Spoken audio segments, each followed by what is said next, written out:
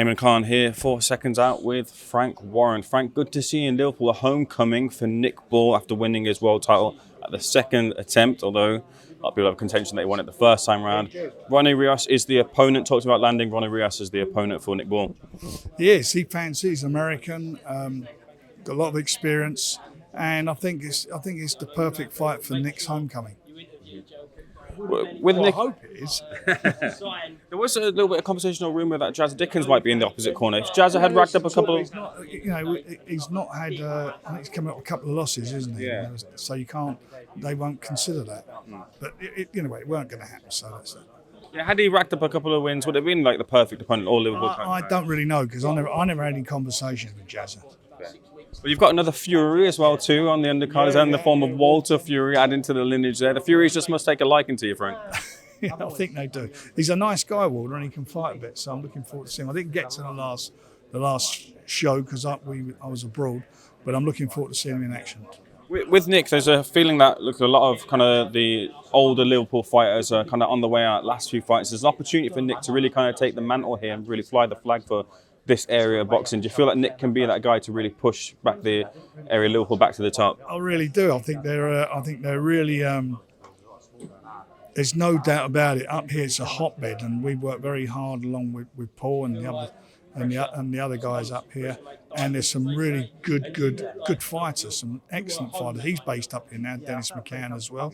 So there's some really good fighters up here, and what we want to do here is do what we did many years ago in Manchester when it was pretty much on its backside. We've got it back into boxing. We can do the same here. Same as we've done in the Midlands, where we've done those shows in Midlands, all those Magnificent Seven, all the good young fighters that come through there, like Liam Davis, Nathan Haney, all of them. And the same thing is here. And Nick, who I think is the best featherweight in the world, is spearheading it. But looking down the card, I mean, you look at the other names on the card, there's some fabulous young prospects on there. Last night we saw the announcement late of Batobia versus Bibble, the undercard, which features Sky Nicholson versus Raven Chapman. A lot of the female fighters were talking about the opportunities and getting an opportunity inside the card. That opportunity has come now.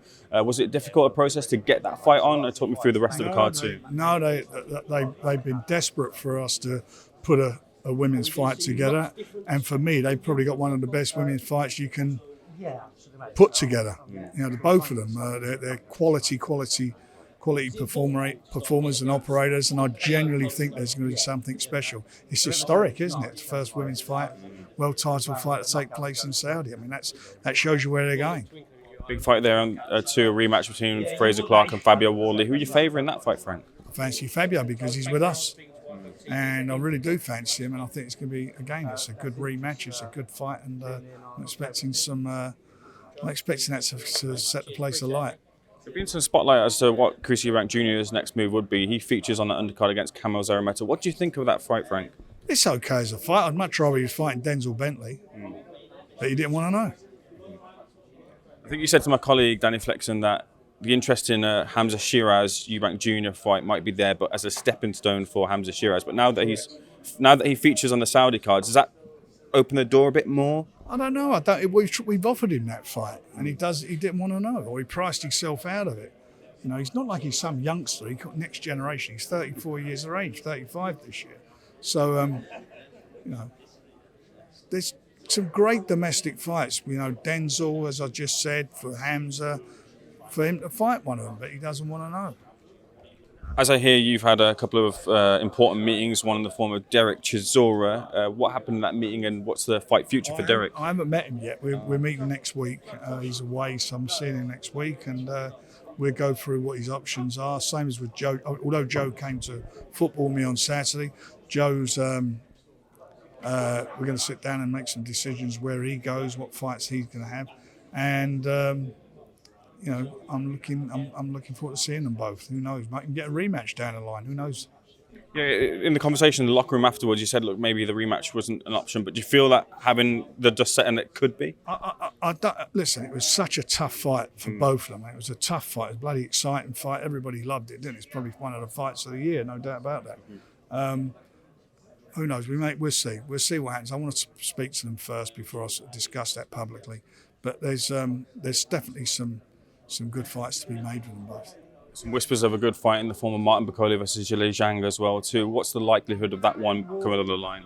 at the moment, Zilly's called for the rematch with Joe Parker. So we'll see. But anything's possible.